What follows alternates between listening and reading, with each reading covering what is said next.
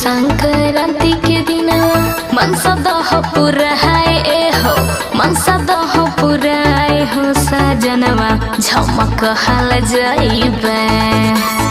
मकर संक्रांति के दिन मनसा दह पुराए ए हो मनसा दह पुराए हो सजनवा झमक हल जाइबे।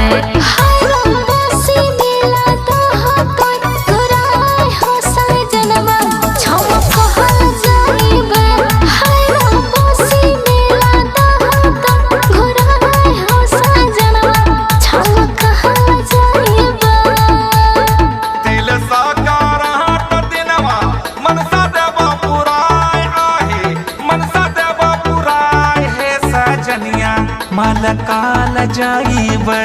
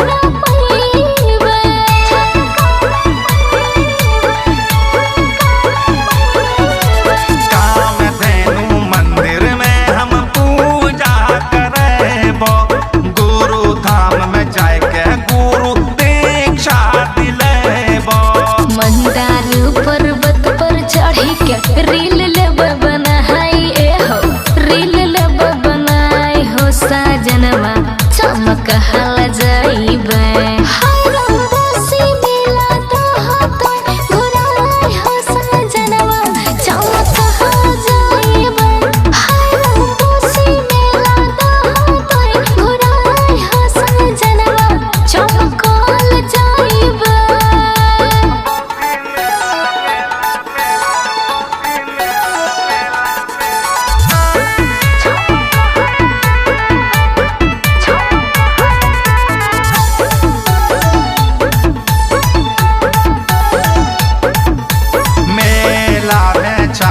चौदह